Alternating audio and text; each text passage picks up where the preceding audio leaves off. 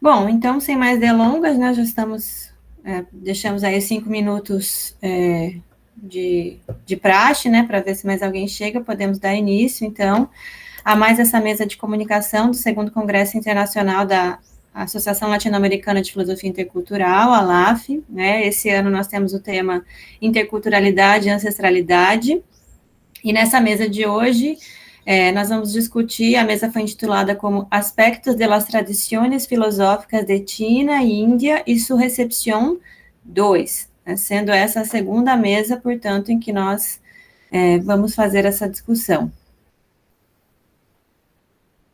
Desculpa, gente, estou lendo do dia a da quarta-feira, mas o tema é a mesma, mas já é a terceira mesa que nós temos essa discussão. Então, nós temos aqui para apresentar hoje presentes Bruno do Carmo Silva e quem mais? E Matheus Landau de Carvalho. Deixa eu conferir aqui, realmente nenhum dos outros dois apresentadores chegou por enquanto. Então, eu vou passar a palavra para o Bruno, né, cuja apresentação está intitulada Os Três Estados Experienciais do Atman e Sua Posição de Eterna Testemunha. O Saxi, desculpa se eu não falei correto. Bruno, você, por favor, me corrija. Bruno, quando tiver passado 15 minutos da sua fala, eu vou dar uma mensagenzinha ali no chat avisando, tá? Que faltam 5 minutos para acabar. Então, a palavra está com você. Tudo bem. Antes de mais nada, obrigado, Elise, obrigado a todos os demais aqui presentes. E vamos lá, então, a esta comunicação. Os três estados experienciais do Atman e sua posição de eterna testemunha, o Sakshin. Nossa existência é experienciada de diversas maneiras, mas nem todas ocorrem no estado mais comum do existir, que é o estado de vigília. Segundo o Mandukya Upanishad, o estado onírico durante os sonhos, assim como o estado de sono profundo, onde não há sonhos, também são estados experienciais da existência. No entanto, além desses três estados experienciais, vigília, sono e sono profundo, há o quarto, ou Turiya. O quarto é considerado um não-estado, ou um estado não experiencial, onde destaca-se a eterna testemunha, ou Sakshin. Nesse sentido, apresentarei algumas reflexões acerca do Atman enquanto sujeito, como também enquanto fundamento absoluto de toda subjetividade. É justamente enquanto fundamento absoluto da subjetividade que o Atman é considerado a eterna testemunha de nossas ações e experiências, isto é, o Sakshin. Essas reflexões sobre o Atman irão contribuir para um melhor entendimento sobre a noção de sujeito e sobre o si mesmo na tradição do Advaita Vedanta. Segundo afirma Andrew, dentre todos os textos posteriores do Advaita Vedanta, que mencionam a doutrina do Chatushpada, o Vedanta Sara parece ser o que leva o esquema do Mandukya Upanishad mais a sério. Sendo assim, fundamenta este presente trabalho na obra Vedanta Sara de Sadananda, obra escrita no século XV, que sintetiza os princípios fundamentais da filosofia não dualista do Advaita Vedanta. O Atman enquanto sujeito. A palavra Atman, enquanto conceito, pode referir-se tanto à noção de sujeito ou agente, quanto ao fundamento da subjetividade. Sendo assim, vejamos agora as principais características do Atman enquanto sujeito. Primeiramente, o Atman enquanto sujeito é marcado pela limitação, o Padhi, e pela ignorância, a Vidya, pois encontra-se afastado de sua real natureza ontológica e, portanto, encontra-se na posição de ente, isto é, uma entidade dotada de nome e forma, Nama Rupa. O nome e a forma do ente se superimpõem ao ser, isto é, ao Atman. Com isso, cria-se a falsa noção de eu. Isto é o que chamamos de ego, ahankara. No entanto, essa noção de sujeito é apenas a expressão circunstancial do estado de ignorância e afastamento do ser, Atman. Não é uma identidade real do ponto de vista ontológico, pois carece de substancialidade. Com efeito, somente o Atman é substancial, pois é ontologicamente não diferente de Brahman, absoluto. Sobre isso, Londo nos diz que o primeiro nível discursivo sobre o sujeito enquanto objeto determinado e atual, aponta especificamente para um sujeito qualificado por seus objetos de desejo de caráter empírico, isto é, objetos existentes e atuais. Isso pressupõe um princípio de identidade relacional, intersubjetivo, interobjetivo, marcado por uma interdependência com relação ao outro. O termo em sânscrito para esta determinação de Atman é ahamkara, que poderíamos associar com a ideia de persona ou ego. Avasthatreya, os 3 estados experienciais do Atman. Na condição de sujeito, o Atman experiencia 3 estados, Avasthatreya, ou 3 modulações básicas da consciência, Chitta Vritti. Esses 3 estados, conforme descritos no Mandukya Upanishad, são Jagrata, ou vigília, Swapna, ou sonho, e Sushupti, ou sono profundo. Durante o estado de vigília, o sujeito interage com os objetos grosseiros que compõem o mundo fenomênico. Já no estado de sonho, o sujeito interage com os objetos sutis do mundo onírico. E no sono profundo não há objetos, pois é um tipo de sono sem sonhos. Com efeito, durante o sono profundo, a consciência encontra-se em um estado de pureza, no qual o ser Atman torna-se mais evidente. Esses 3 estados são modulações do Atman e não sua real natureza. Portanto, são níveis de consciência do Atman enquanto sujeito, isto é, modulações experienciais do Atman em sua condição circunstancial de alienação, marcada pela ignorância e sofrimento, dukkha.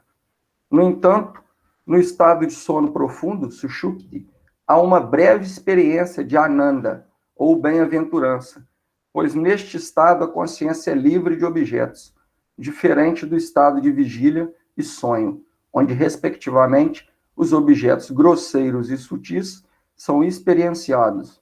Sendo assim, o estado de sono profundo, sushupti, é o mais próximo da pura consciência. Como no sono profundo não há sonhos, não há nenhuma experiência objetiva que possa ser lembrada posteriormente. No entanto, após o despertar, é possível relembrar de maneira subjetiva, enquanto sentimento de bem-estar, a breve experiência de bem-aventurança, ananda, experienciada durante o sono profundo, sushupti. Com efeito, a bem-aventurança experienciada durante o sono profundo só é percebida enquanto uma lembrança durante o estado de vigília, jagrata. Portanto, é uma experiência de bem-aventurança breve e passageira, que não se mantém após o despertar. Vejamos agora os 3 estados experienciais do Atman, conforme apresentados no Mandukya Upanishad. O primeiro estado é Vaishwanara, ou homem universal. Está situado no estado de vigília, percebendo o que está do lado de fora. O segundo estado é Tejasa, ou brilhante. Este estado está situado no estado de sonho. Está situado no estado de sonho, percebendo o que está dentro. O terceiro estado é o Prajna, ou conhecedor. Está situado no estado de sono profundo. O sono profundo é quando um homem adormecido não deseja e não sonha. Ele torna-se um com a pura consciência de bem-aventurança, Atman, que é o Senhor de todos, o conhecedor de todos, o controlador interno e o ventre de todos, porque é a origem e a dissolução de todos os seres. Portanto, conforme supracitado, o sono profundo, sushupti, é o estado experiencial do Atman que mais se aproxima do Atman enquanto ser, isto é, enquanto fundamento da subjetividade. Entretanto, essa aproximação é momentânea, pois ocorre somente durante o estado de sono profundo. Com efeito, o estado de sono profundo, embora auspicioso, ainda encontra-se limitado pela ignorância, Em relação a isso, o verso 43 do Vedanta Sara nos diz que a consciência relativa a ele é limitada em termos de conhecimento e destituída de poder de senhorio. Ele é conhecido como Prajna, porque é o conhecedor que ilumina a ignorância individual. Referindo-se a Shankaracharya, Sharma nos diz que o Advaitin argumenta que no estado de sono profundo a consciência está presente, que o sono profundo é um estado de consciência e não de inconsciência, embora não haja objetos para se relacionar ou interagir. Isso porque, ao retornar à consciência durante a vigília, afirma-se que tive um sono maravilhoso. Se a consciência estivesse ausente nesse estado, essa lembrança não seria possível. Com efeito, acredita-se que a consciência persiste mesmo na ausência de todos os instrumentos dos sentidos e da experiência cognitiva.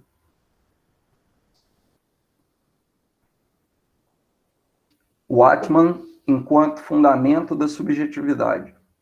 O Atman pode ser definido como o fundamento absoluto da subjetividade, o ser que possibilita qualquer expressão identitária do ente, que neste caso é dotado de nome e forma, Nama Rupa. Por ser o fundamento da subjetividade, o Atman é aquilo que possibilita a noção de eu, Ahamkara. No entanto, o Atman em si mesmo é puro ser, consciência pura que ilumina e testemunha os fenômenos da realidade sem se identificar com eles. Ontologicamente, o Atman é não diferente de Brahman, isto é, há uma unicidade inerente Advaya entre o fundamento da subjetividade e o fundamento da realidade. Sendo assim, o Atman é eterno, sem nome e forma, ilimitado e substancial. Sakshin, a eterna testemunha. A tradição do Advaita Vedanta, de acordo com sua doutrina do Chatushpad, afirma que há um estado não experiencial que encontra-se além dos 3 estados experienciais do Atman, que é vigília, Jagrata, sonho, Swapna, e sono profundo, Sushupti. Por isso, esse estado é denominado de Turiya, ou o quarto. O quarto é o Atman em si mesmo, enquanto fundamento absoluto da subjetividade.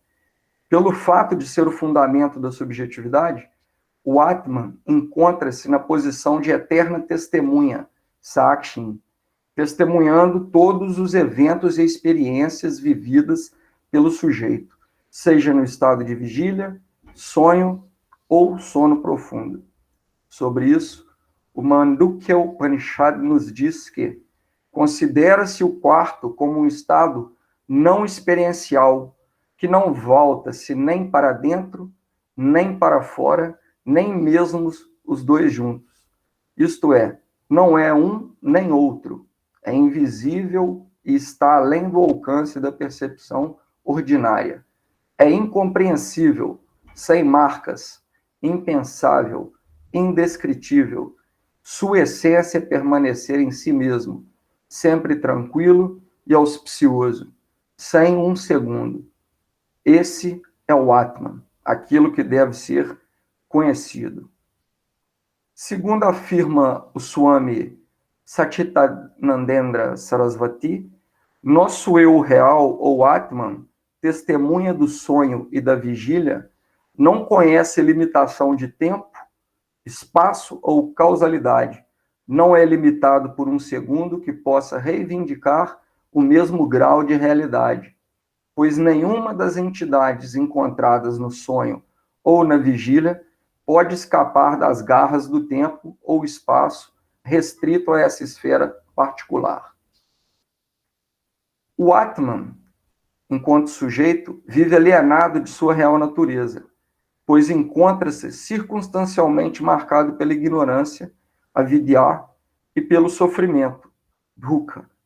Nessa situação circunstancial de ignorância, o Atman experiencia 3 estados de consciência, como já dito, vigília, sonhos e sono profundo.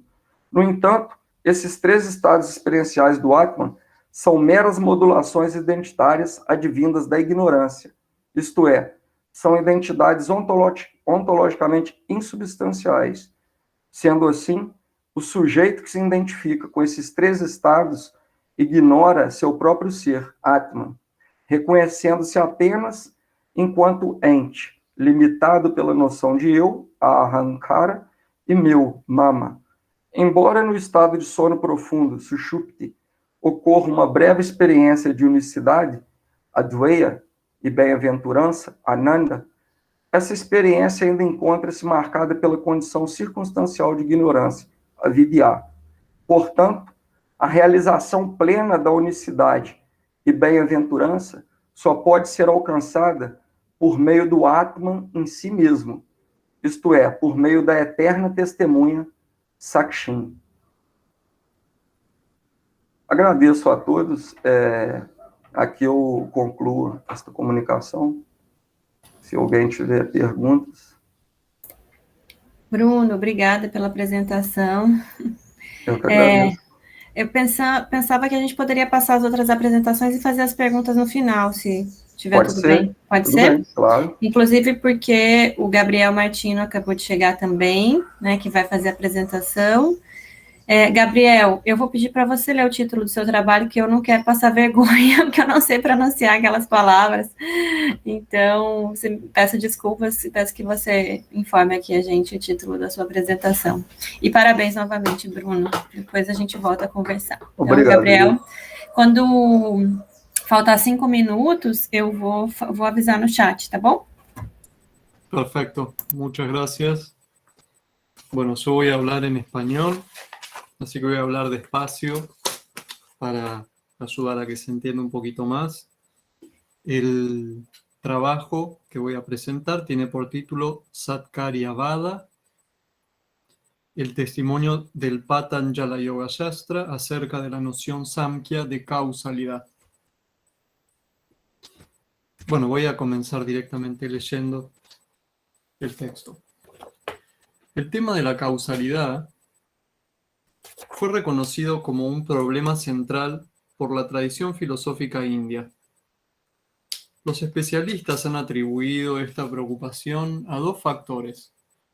En primer lugar, la especulación cosmogónica del Veda junto con su búsqueda de una causa unitaria del universo.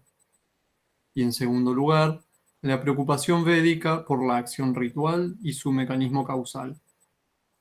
Con el correr de los siglos, sin embargo, el interés por la causalidad se intensificó una vez que la liberación fue adoptada como uno de los fines de la vida humana. En nuestro trabajo, nos proponemos analizar la noción de causalidad defendida en el Patanjala Yoga Shastra, e intentamos poner de manifiesto que la noción de causalidad es abordada en el tratado como un modo de sustentar un camino hacia el samadhi y luego hacia la liberación. Para hacer esto, vamos a poner también en relación la teoría de la causalidad expuesta en el Patanjala Yoga Shastra con la formulación que encontramos en la Samkhya Karika de Ishvara Krishna. El Patanjala Yoga Shastra incluye tanto el sutra atribuido a Patanjali como el bhashya o comentario atribuido a Vyasa, y constituye el texto fundacional del Yoga Darshana. Contiene una versión sistemática de la teoría Samkhya que, debido a su abordaje psicológico, expone una discusión detallada de la noción de causalidad aplicada al ámbito de los fenómenos mentales. En el presente trabajo nos proponemos examinar el problema de la causalidad tal como aparece discutido en los sutras 11, 12 y 13 del Vibhuti-pada con sus correspondientes bhashya. A partir del análisis de esta sección del texto también reflexionamos acerca del vínculo de la teoría ya expuesta con la concepción patanjálica del yoga. Satkaryavada, o la doctrina Vada que afirma Satkarya, toma su nombre de la Karika 9 del tratado ya mencionado de Ishvara Krishna, Samkhya Karika. Se trata de un tratado breve compuesto de metro área que brinda una exposición sistemática del Samkhya que llegó a considerarse clásica o autoritativa. Fue comentado desde la antigüedad múltiples veces e incluso fue traducido al chino y comentado por Paramarta ya en el siglo VI de la Era Común. Tal como el Patanjala Yoga Shastra, se considera el texto fundacional del Yoga Darshana, la Samkhya Karika lo es del Samkhya Darshana. El texto de Patanjali, no obstante, suele ser fechado como anterior al texto de Ishvara Krishna, con lo cual la variante de Samkhya que expone podría considerarse preclásica, aunque sin duda nos ayuda a completar nuestra comprensión del desarrollo histórico de la teoría Samkhya, dado que el texto de Ishvara Krishna es el más antiguo disponible enteramente dedicado a esta temática. Hay otros textos dedicados al Samkhya que encontramos en los Purana, en Mahabharata, en textos budistas, incluso en textos de la Ayurveda, pero ninguno de ellos está enteramente dedicado al Samkhya, como sí lo está Samkhya Karika.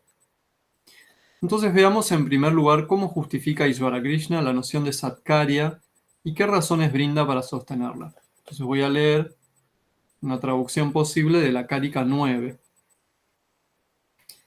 Y podríamos decir que Ishvara Krishna dice: afirmamos Satkarya porque no se puede producir lo que no es, dado que hemos aceptado una causa subyacente. Dada la inexistencia de un origen común para todas las cosas, dado que la producción propia de una potencia es solamente de lo que ella es capaz de producir, y dada la naturaleza de la causa. En esta estrofa, Ishvara Krishna brinda 5 razones por las cuales afirma Satkarya. Empecemos por la última, pero antes remontémonos a unas estrofas anteriores. En la estrofa 3, de hecho, Ishvara Krishna afirma la existencia de Prakriti, y en la estrofa 8 afirma que, a pesar de que ya existe, no puede ser captada. Allí explica también que tal imposibilidad de captarla no se debe a su sutileza, pero no a que ella no exista. Y agrega que sí puede ser captada a partir de sus efectos, karya. En la octava estrofa, pues, encontramos la primera aparición del término karya. Inmediatamente después, Ishvara Krishna afirma entonces en estrofa 9 Satkarya y brinda las razones que ya citamos. La última de ellas, como decíamos, alude a la naturaleza de la causa.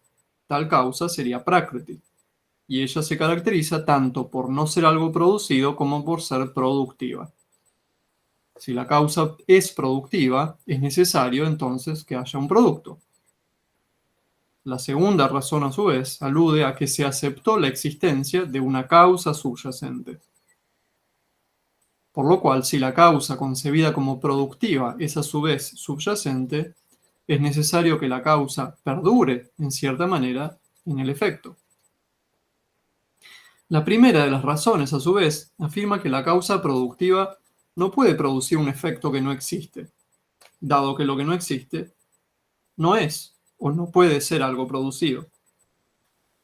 Las razones tercera y cuarta dan información un poco más precisa acerca de la concepción de la causalidad. No solo se afirma entonces la existencia de una causa y de su efecto necesario, sino que se afirma que todas las cosas no tienen un origen común. Esta razón parece problemática, en la medida en que, en cierto sentido, todas las cosas sí tienen un origen común. La causa subyacente acerca de la que estamos hablando, Prakriti.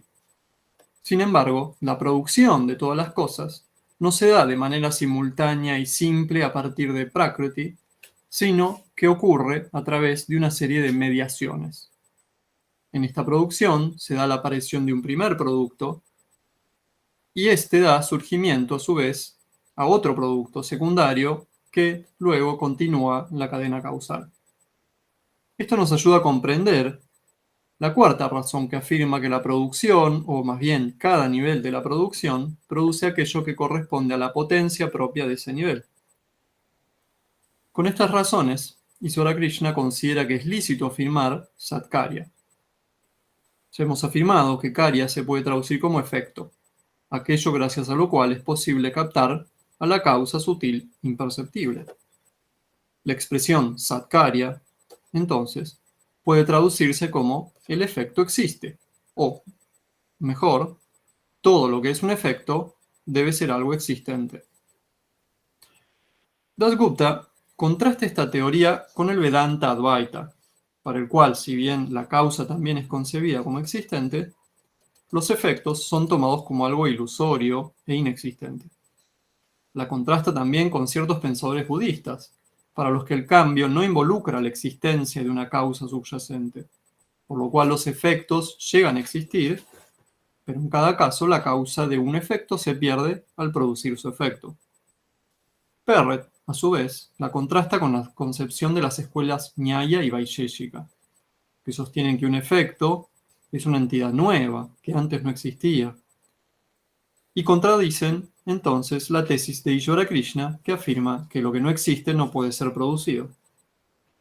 Ahora bien, la doctrina Samkhya de que el efecto existe ha recibido distintas interpretaciones por parte de los especialistas, y no está exenta de problemas.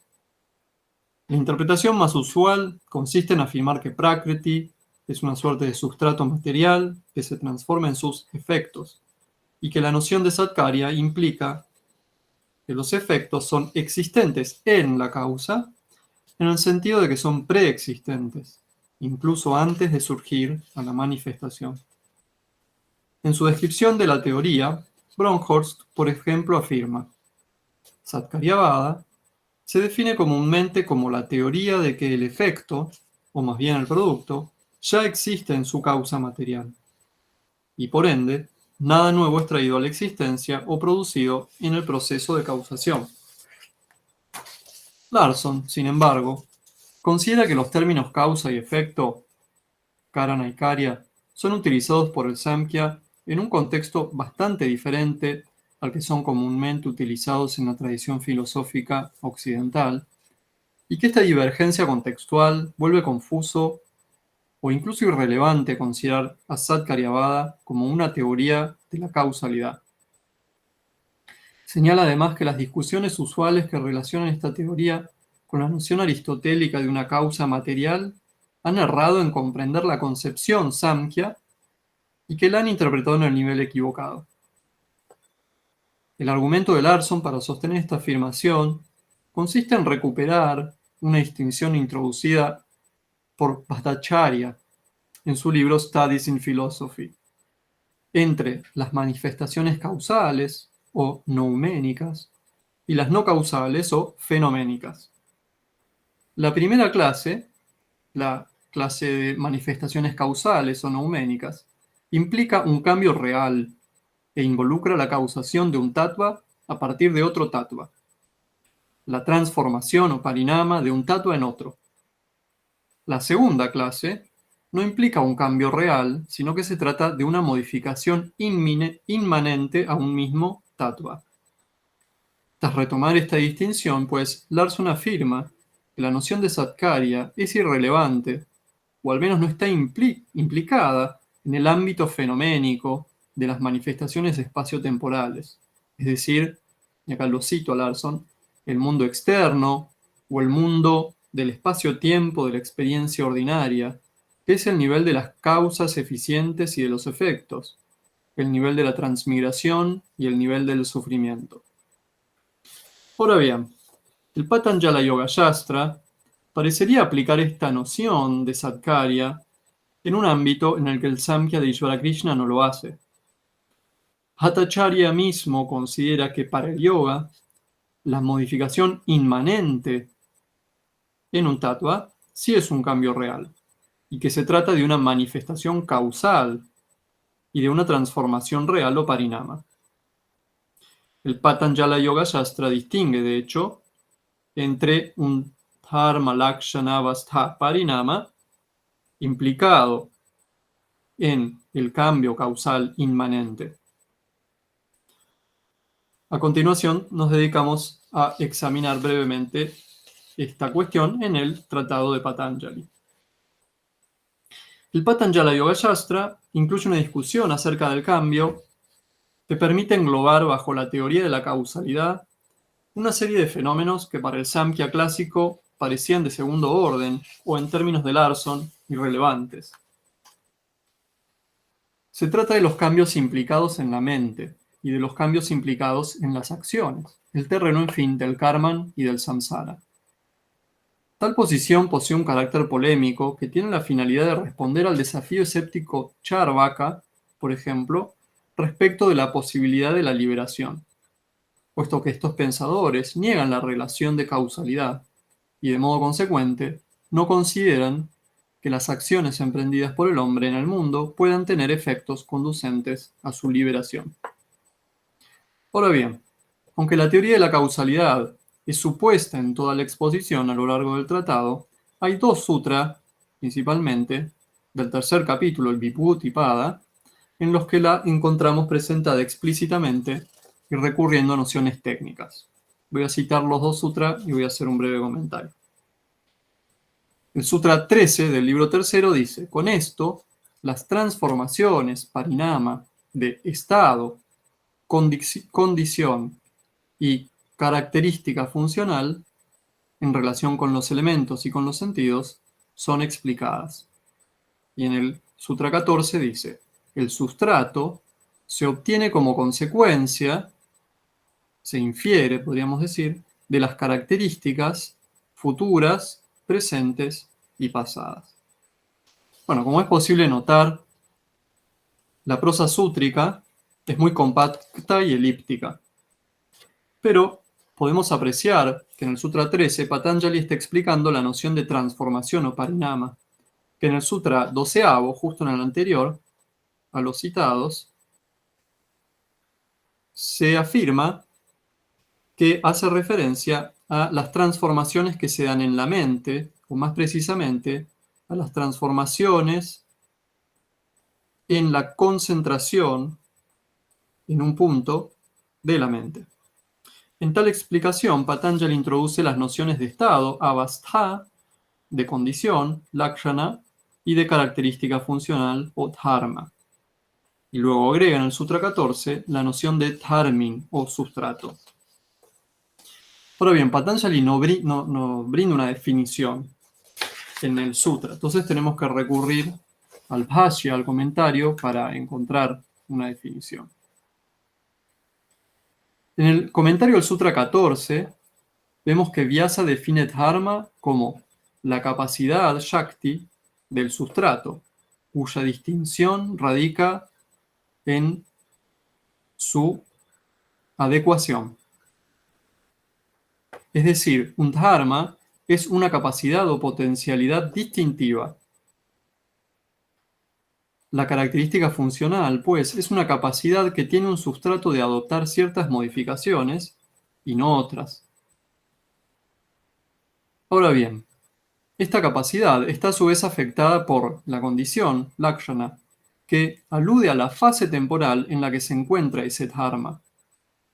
Es decir, la capacidad puede estar efectivamente manifiesta en el momento presente, puede haberse manifestado y ya no estarlo, y por ende estar en la fase temporal del pasado, o puede todavía no haberse manifestado y encontrarse en la fase de futuro. Esto es lo que Patanjali indica en el Sutra 14. Con esto, señala que lo que cambia de fase no es el sustrato mismo, sino la característica o dharma del sustrato. En Sutra 13, por otra parte, también se introduce la noción de estado, avastha. Esta hace referencia a una distinción de la condición en fase presente, que puede estar en un estado u otro. Recurramos al ejemplo provisto en el Bhashya, en el comentario, para explicar estas nociones. La sustancia de la arcilla, que sería el dharmin, pasa de su característica de ser una bola, que sería un dharma, una bola de arcilla, a otra característica de ser una vasija. De esta manera, el dharmin, que es la arcilla, posee diferentes dharma, bola o vasija. La forma de la vasija o la capacidad de la arcilla de convertirse en vasija, a su vez, abandona su condición de futuridad y asume su condición de característica presente. De esta manera, el dharma vasija pasa del lakshana futuro al lakshana presente. Finalmente, la vasija misma cambia de ser algo nuevo a ser algo antiguo, y de ese modo sufre un cambio de estado.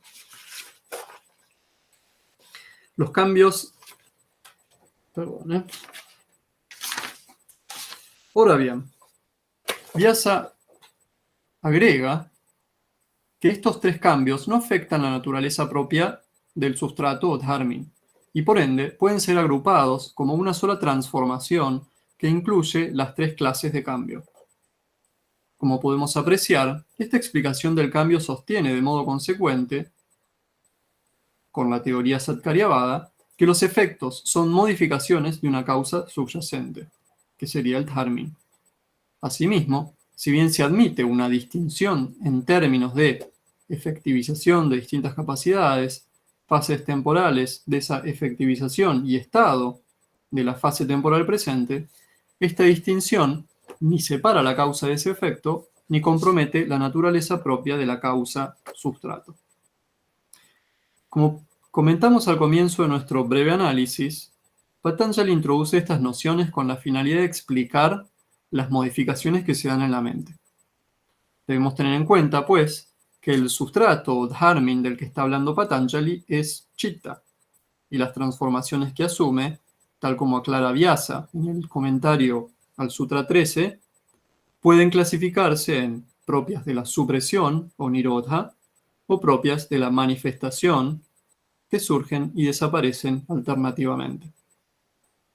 Así pues, si tomamos en cuenta la definición del yoga que Patanjali brinda al comienzo de su tratado, podemos comprender mejor su propuesta. En el Sutra 2 del libro 1 del Samadhipada, Patanjali define al yoga como supresión o nirodha de las actividades de la mente. Gabriel, Sí, só para avisar que a gente já chegou no tempo, aí se você puder já ir concluindo, tá bom? muy bien. Mas pode concluir que a gente tem um Me tempinho falta un extra. párrafo nomás. Pronto. El yoga consistiría en hacer prevalecer un dharma de la mente, el de nirodha, por sobre otro, el de la manifestación. Y esto implicaría que el dharma de supresión pase de una condición de futuridad a otra de efectivización presente. También implica, como comenta Vyasa, que los samskara o registros latentes de la supresión se refuercen y que los samskara del surgimiento se debiliten. Tal sería el cambio de estado involucrado en el proceso. De esta manera, habría un cambio en el sustrato, chitta, debido a las características, dharma. Un cambio en las características, dharma, debido a las propiedades temporales, lakshana, y un cambio en las propiedades temporales debido al estado, avastha.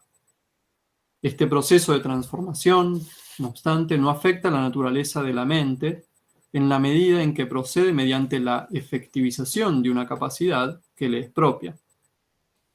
Como podemos apreciar, finalmente, Patanjali da una aplicación de la teoría de Satkaryavada mayor a la que encontramos en el tratado de Ishvara Krishna, explicando de esta manera las transformaciones que se dan en el interior de Chitta y brindando un camino justificado causalmente hacia la liberación. Muchas gracias. Graças, Gabriel. Também muito interessante o trabalho. A gente ainda tem o Matheus, porque ao que tudo indica, de fato, o Rodolfo não vem, né? Então, eu vou passar imediatamente a palavra ao Matheus Landau de Carvalho, que vai apresentar o trabalho Noções de Natureza em algumas Upanishads da tradição ritualístico-filosófica Atharvaveda. Matheus, então, a palavra está com você. Acho que está dando alguma microfonia aí, mas acho que se eu fechar meu microfone vai dar certo. Então, pessoal, boa tarde a todos. Boa tarde, Lucas. Boa tarde, Elísia. Boa tarde, Bruno. Buenas, Carlos. Buenas tardes. Buenas tardes. Enfim, pessoal, a minha comunicação é algo muito breve, tá? Algo muito pontual. Ela é um resultado, digamos, filosófico de pesquisas do grupo de estudos Renatura, do programa de pós-graduação em Ciência da Religião da Universidade Federal de Juiz de Fora, e como uma expressão, né, digamos, filosófica dessas pesquisas, eu propus essa comunicação, né? Espero que está aparecendo para todo mundo aí. Está todo mundo vendo? Sim, sim. Estamos. Beleza. Vamos lá, então, pessoal. Começar pelo conceito de moksha, né? Moksha vem da raiz sânscrita mukti, que significa libertar-se, desatrelar-se, abandonar, buscar a libertação no sentido de um desvencilhamento efetivo da alma eterna individual hindu do ciclo de transmigrações, né? De sua emancipação de sucessivos nascimentos e mortes em diferentes esferas de existência kármica. Aqui está implícito um outro projeto soteriológico, né, paralelo ao Dharma, que geralmente pressupõe, que de fato pressupõe o quê? A busca por um renascimento numa condição superior, né? E no caso de moksha, não. No caso de moksha, é exatamente essa saída, né? Essa refração a esse fluxo transmigracional pelo qual a alma hindu passa, né? Como vocês poderão ver, foi nos pedido algo em torno de uma outra textualidade aqui, além da língua portuguesa. Então, à esquerda vocês vão ter o texto em português e à direita o texto em inglês, beleza? This presentation shall show the Portuguese language on your left and the English language on your right, ok? As Upanishads se debruçam sobre o conhecimento espiritual ligado à especulação filosófica, conhecida no sânscrito como Jnana, segundo 4 tradições ritualísticas e filosóficas védicas, que são essas, né? Rigveda, Yajurveda, Samaveda e Atharvaveda, com relação à natureza do mundo e dos humanos, seu destino e morte, assim como discussões sobre a escatologia da existência, em sintonia exatamente com esse projeto, com essa concepção de moksha, né? Que é sair desse eterno renascimento, né, em condições kármicas, né, de existência.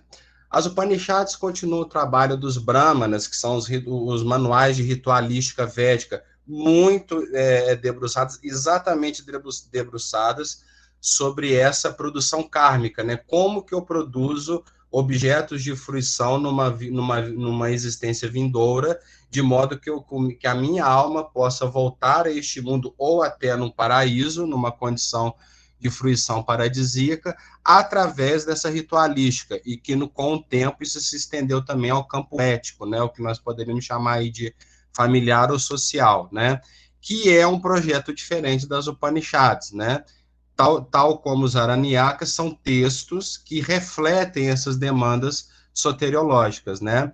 Na medida em que se debruçam sobre a contemplação do significado mais profundo da correspondência entre o cosmos e esta ritualística védica, com uma ênfase bem maior na meditação, que no sânscrito recebe o nome de dhyana, né? Então, apesar de que as Upanishads, este conhecimento, né, esses saberes que nós encontramos nas Upanishads, eles vêm exatamente dessas reflexões advindas de todo esse conhecimento ritualístico, né, hindu, elas caminharam para um outro sentido, né, elas caminharam exatamente por essa busca de um insight, de uma percepção mental em torno da condição existencial dessa alma, né. Brahma é considerado a essência da alma individual, Atma, que por sua vez é recorrentemente tratada como um sinônimo do mesmo Brahman, na medida em que este mesmo Atma é dotado de imensas profundidades existenciais interiores, constituindo em si mesmo numa gama de emanações do que poderíamos denominar aqui no linguajar mais ocidental, de universo, matéria, cosmos ou natureza, né? Essa concepção, meus queridos, de Brahma como em uma identidade íntima com o Atma, é bem a pegada da não dualidade, né? Da filosofia da percepção filosófica hindu da não dualidade entre esse princípio cósmico absoluto e a alma individual, né? Nas Upanishads, esse conhecimento geralmente é trabalhado no contexto dialogal em que o discípulo, Shishya, assenta-se, Nishad, diante, Upa, de um mestre hindu. Daí as Upanishads, né? Essa textualidade védica sobre este conhecimento de refração ao ciclo de renascimentos e mortes, né?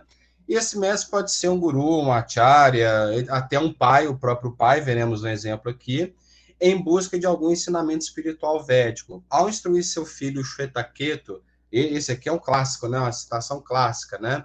No famoso diálogo da Chandogya Upanishad, o Dalaka Aruni prossegue num determinado momento da seguinte maneira, só para ilustrar essa percepção, né? Agora, ele vira para o filho, né, para o Shvetaketu, dê um gole deste lado, disse o pai. Qual o sabor? Ele, salgado. Tome um gole do centro. Qual é o gosto? Salgado. Tome um gole daquele lado. Qual é o gosto?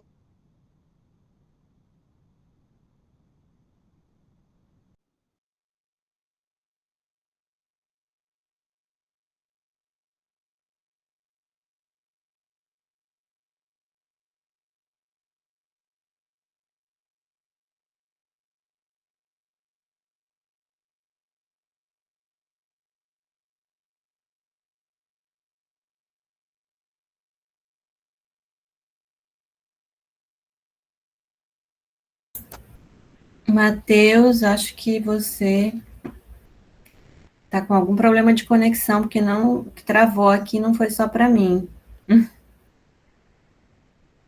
Ah, voltou o Matheus aqui. Pessoal, desculpa, o computador deu uma falha aqui horrorosa. Eu vou tentar continuar aqui pelo smartphone. Ele já está voltando aqui. Pois é, como é que adiciona aqui? Vou tentar, Elise, peraí. Eu já fiz isso uma vez em minha vida. Já estou reconectando aqui, mas enfim, só para continuar aquela parte da Chandogya Upanishad, eu vou ter direito a um acréscimo, Elisa? Vai, fica tranquilo, vai. Respira, fica tranquilo para você conseguir falar, a gente espera um pouquinho. Tá? Tranquilo. Vamos esperar aqui para ver se volta. Não estou conseguindo aqui buscar o arquivo, vamos ver. Apresentar tela, iniciar a apresentação, vamos ver.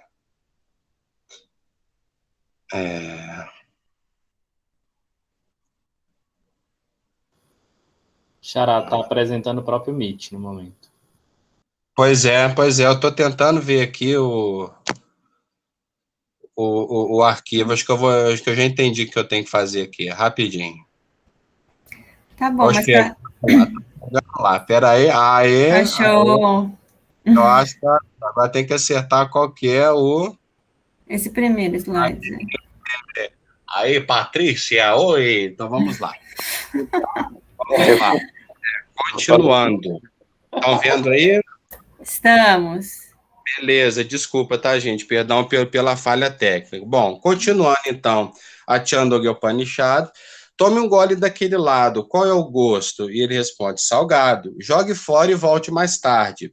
Ele fez o que lhe foi dito e descobriu que o sal estava sempre ali. O pai lhe disse, você, claro, não viu aí, filho. No entanto, estava sempre bem aí.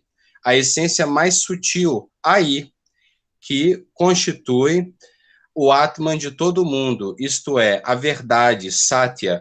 Isto é o Atman. Tu és isto, Shvetaketu, é o Tatuamasi, né, o famoso, né, a famosa passagem Tatuamasi, ou seja, dentro desta identidade profunda e íntima, né, entre a tida como alma individual e o princípio universal, é que a gente consegue identificar um dos pressupostos mais caros da filosofia védica, né?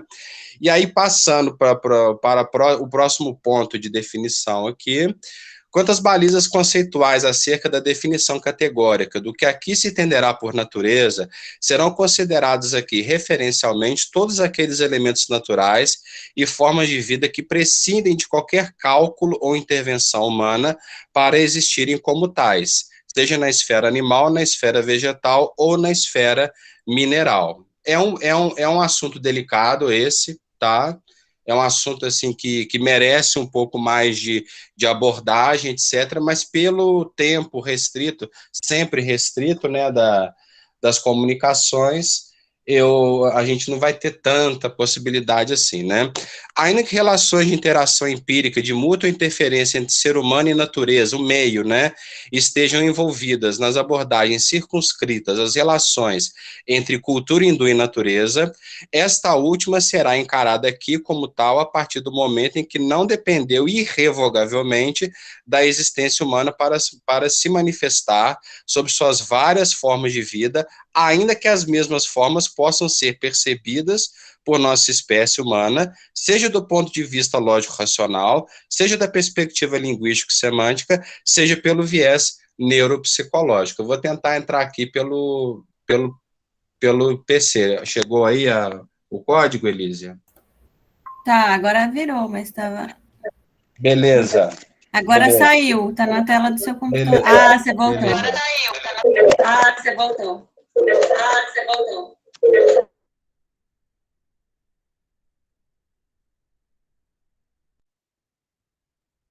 Matheus, seu microfone está fechado.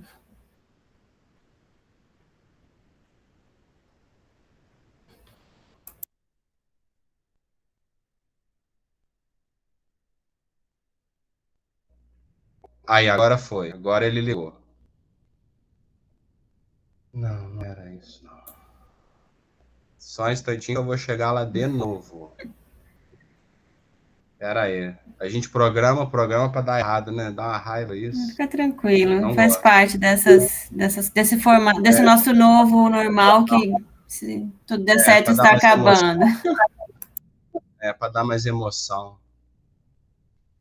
Tô chegando lá, gente. Aí, tá aparecendo agora? Sim. Beleza, vamos lá e vamos torcer para não dar problema de novo, né? Beleza, essa parte aqui eu já passei. Bom, outra referência muito importante para nós aqui é a noção de jnana, né? Um conhecimento sagrado, especialmente derivado daquela meditação que eu citei anteriormente, né, dhyana, sobre as verdades consideradas mais elevadas da religiosidade védica, que ensina o homem como compreender sua própria natureza espiritual mais profunda, assim como se unir ou buscar, no mínimo, né, este espírito supremo, esse Paramatma, né, universal, através da emancipação ontológica daqueles ciclos de existência kármica, né? Como sair disso, né? A textualidade das Upanishads reflete um potencial linguístico considerável, prestem atenção, hein? Expresso na concepção de Shabda Pramana, enquanto uma ferramenta não apenas propedêutica, mas também na perspectiva filosófica, né, segundo a filosofia védica, eficaz na consecução de moksha, né, na realização plena de moksha, né? Aí. No contexto upanishádico, Shabda Pramana é uma evidência verbal ou oral manifesta no diálogo entre mestre e discípulo, enquanto medida suficiente no encaminhamento propedêutico, pedagógico, né, filosófico, também conhecido como sadhana, de elucidação das diretrizes implícitas na noção de jnana, que é aquele insight, ao invés da ritualística, né, do yajna, né, no intuito de se alcançar moksha. No diálogo entre Shaunaka e Pipalada, na Parabrahma Upanishad, acerca de detalhes do modus vivendi dos ascetas renunciantes hindus, que são esses perfis védicos que buscam essa liberação, este moksha, né?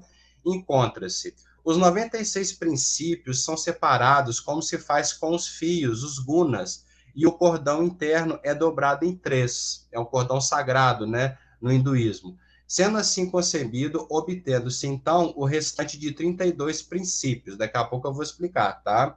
O cordão triplo é reconhecido como Trimurti, que tem a natureza dos 3 fios, triguna, purificados pelo conhecimento, por este insight da meditação, jnana, e a percebe como tendo 9 fios com o nome de 9 Brahmas. O que acontece aqui é um jogo linguístico entre os 96 enrolamentos de um guna, como vocês podem ver na figura aí, o cordão sagrado, e os 96 princípios cósmicos que compõem a natureza primordial, também conhecida como Prakriti, né? O nosso colega, cujo nome me foge agora, ele citou, né, essa noção de Prakriti, constituída pelos 5 elementos naturais, terra, água, fogo, ar e éter. numa analogia de simbiose entre a espiritualidade védica interior e as substâncias empíricas formadoras da natureza, seja na perspectiva estática dessas mesmas substâncias consideradas em si mesmas, seja na dinamismo por elas construída no cosmos. Ou, como diz a própria Parabrahma Upanishad, a marca do cordão do sacrifício interno é semelhante àquela do cordão externo. Mesmo assim, o primeiro cordão não se manifesta, sendo a junção interna dos princípios. Neste trecho aqui, o que chama atenção é exatamente essa postura de sintonia e reciprocidade entre essa busca mais profunda, interior, védica, né, da cultura hindu como um todo, e esses ritmos da natureza, esses componentes do que alguns vão chamar de physis, outros de universo, outros de cosmos, e que no sânscrito, de um modo geral, vai receber o nome de Prakriti, né? Assim que eles veem, né? Por esse termo que eles verão, né? Essa matéria, esse universo, essa natureza, né? Em sua dimensão mais ampla. Na Mundaka Upanishad, existem determinadas dinâmicas de causalidade lógica na natureza, como ilustração e expressão concreta da capilarização, da difusão do Brahma nas formas de vida naturais que prescindem do cálculo da interferência humana para existirem como tais. Essas dinâmicas conjugam de maneira ontologicamente íntima a transitoriedade de modos de existência circunstanciais com a irrevogabilidade absoluta dos princípios de eternidade e omnipresença. Aí vem o exemplo, né? Assim como a aranha, Urnanaba, produz fios, assim como as plantas, Orchadis, crescem da terra, que é a Prithvi, assim como o cabelo, Kesha, e os pelos crescem do corpo de um homem vivo, Purusha, assim do eterno, ou seja, do Akshara, né? Daquele que não termina nunca, do Brahman, emana todo este universo, todo este Vishwa, né? Essa matéria, esse cosmos, né? Essa natureza, né? A Mundaka Upanishad guarda percepções de dinâmicas naturais elucidativas de processos metafísicos ontológicos, segundo sutilezas que coordenam percepção sensorial com determinados estados mentais, né? Dois pássaros, companheiros e amigos, se empoleiram na mesma árvore, na mesma vriksha. Um deles prova de um figo delicioso, o outro, nada experimentando, apenas observa. Parada na mesma árvore, uma pessoa, que é esse indivíduo, Purusha, contraposta a Prakriti, né, num determinado viés filosófico do hinduísmo, sofre, iludida consigo mesma, não sendo o Senhor Supremo, o Isha, né? Mas quando vê o outro, o Senhor Supremo e sua majestade, o sofrimento desaparece. Nesta identidade acaba esse sofrimento, né? Ele, né, este Brahma, ele é o fôlego visível em todos os seres, o prana, né? Que é um objeto de mais atenção na próxima Upanishad, né? Exatamente na Prashna Upanishad, na qual a reflexão acerca de uma dissolução de contornos ontológicos rígidos da identidade do Atma, não apenas em relação a Brahma, mas também em relação a elementos naturais, encontra em certas dinâmicas de fluidos da natureza uma analogia na compreensão dessa fisiologia da alma hindu, enquanto ponto de encontro perpassado por vários aspectos constituintes do universo. Então, ele é justamente isso, né? A ideia, né? O raciocínio que está por trás da explicação nessa Upanishad é exatamente este, é um ponto de convergência, é um ponto pelo qual vários feixes que determinam a existência do ser em si, do Atman, se constitui. É ali que ele vai encontrar que ele, pelo menos no primeiro momento, né? Ele começa a se ver, né? Como um ser, né? A ver o seu bhava, a sua natureza, né? Mais íntima. Essa passagem é lindíssima, gente. Agora, pega esses rios, esses nadis. Eles correm em direção ao mar, Samudra, e ao alcançá-lo, se fundem com o mar e perdem seu nome, seu nama, como estava dizendo o Bruno na apresentação dele.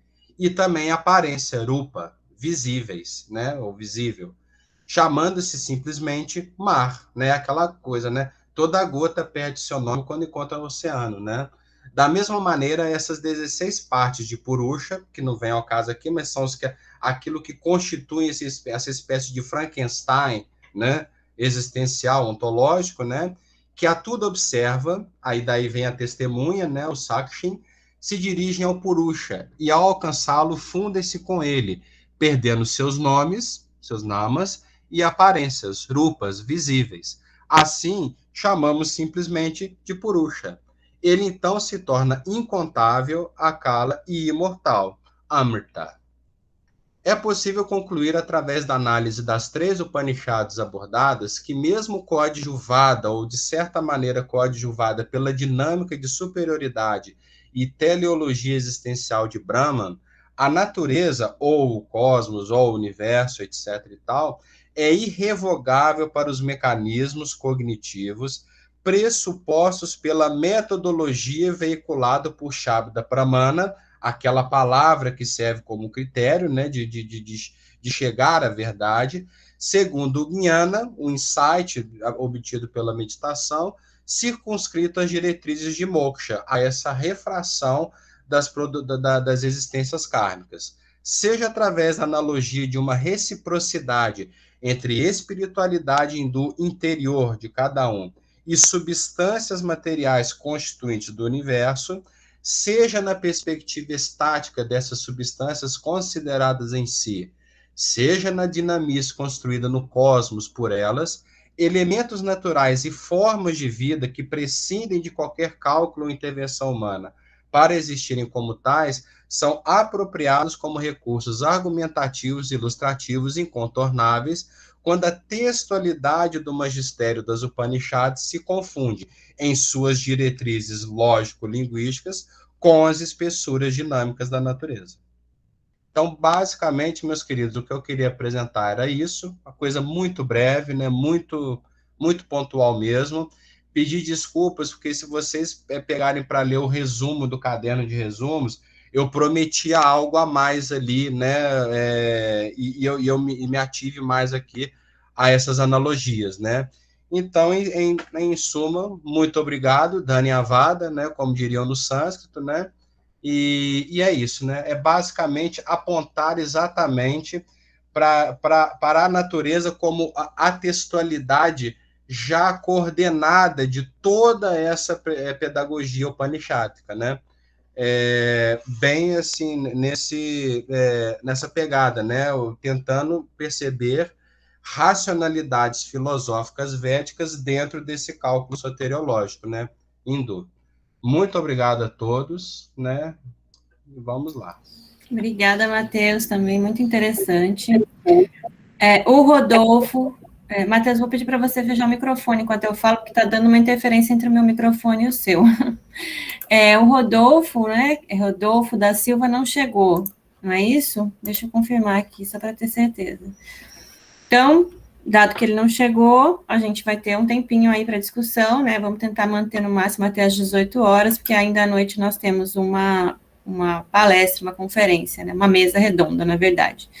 Então, antes de passar aqui as discussões, eu queria só, mais uma vez, agradecer as 3 apresentações, né? Eu não conheço nada, na verdade, né, de filosofia da Índia, enfim, então aprendi bastante, tenho muitas dúvidas e curiosidades, mas eu prefiro passar a palavra para quem, né, para vocês até conversarem entre vocês, enfim, a gente, para ver se vai formulando um pouco melhor até mesmo as dúvidas, mas achei bastante interessante. E antes de abrir para essa discussão, também quero registrar aqui a presença, que estava até agora, deixa eu ver se continua, né, de Astégio, ele já acabou de sair, gente, é o palestrante, um dos palestrantes da mesa de hoje, que veio assistir aqui a fala, e agradecer por ele estar aqui, mas ele saiu. De toda forma, agradecer também a todas as pessoas que ficaram aqui até esse momento, e abrir a palavra, então. A gente pode tanto fazer o sistema de abrir o microfone e falar, né, mas se tiver mais que uma pessoa para perguntar, eu peço que se inscrevam no chat, ou use esse recurso aqui de levantar a mãozinha, ó, né, que aí a gente sabe quem está para falar e vai passando a palavra, tá bom? Então, vou deixar aqui aberto por um minutinho.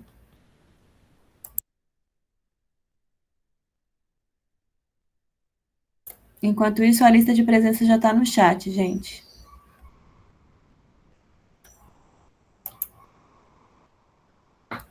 Lucas. Vocês me veem? Vocês me ouvem?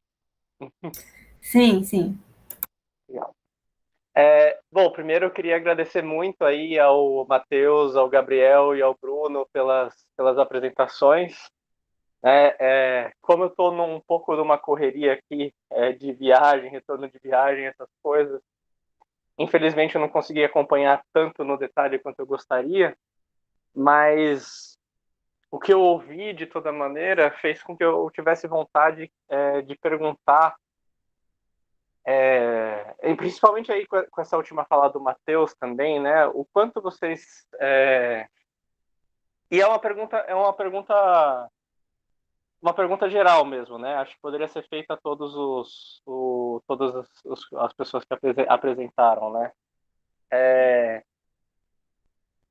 Que paralelos vocês veriam entre essas tradições, entre essa tradição filosófica das Upanishads, mas também do Sankhya, né, com a filosofia pré-socrática grega, né? Porque é muito interessante, parece justamente, né, a gente sabe que a leitura das Upanishads, por muito tempo ela foi filtrada pela interpretação Advaita Vedanta, né, no sentido de dizer que o mundo manifesta é ilusório, a pluralidade é ilusória e assim por diante, né? Mas muitas vezes, quando a gente retorna a esses textos, parece que o que está mais em jogo ali é justamente a busca desse primeiro princípio a partir do qual se compõem todas as realidades, né? Do qual tudo é composto, né? Tem até aquela passagem desse mesmo texto que acho que foi o Bruno que citou, não, ou o Matheus, agora não tenho certeza, mas que o pai está falando com o Suvekato, né? E ele fala aquela ideia, parte o fruto, o que você vê, a semente, parte a semente, agora o que você vê, eu não vejo nada. Ah, mas isso que de tão diminuto é invisível, isso é o que constitui todas as coisas, você é isso, né? Tatvamasi. Mas, e por outro lado, me parece que mesmo no Sankhya, que já é um pouco diferente, ainda assim a maneira de pensar a Prakriti por meio dos 3 atributos, né, não deixa parecer de ter algum diálogo interessante com essas filosofias pré-socráticas, né? Então, mais uma pergunta geral, assim, o que vocês acham sobre esses paralelos? Se haveria paralelos possíveis, eles caberiam aí, né? Mas muito obrigado, é sempre um prazer ouvir todos vocês falarem. Obrigada, Lucas, pela pergunta. Eu coloquei ali no chat se mais alguém gostaria de colocar uma pergunta para a gente fazer um bloco. Se alguém quiser, fale agora ou cale-se até o próximo momento, não para sempre, por favor. A gente podia seguir a ordem das apresentações, retomar a palavra para o Bruno, passar para o Gabriel e depois para o Matheus. Eu vou fazer, então, a minha fala de alguém que realmente não conhece o tema, nunca li nada, então, de uma pessoa que realmente não conhece, mas que me suscitou algumas coisas, principalmente quando o Gabriel propôs no resumo, e ele acabou a fala dele também fazendo esse paralelo, né, em relação à prática da yoga.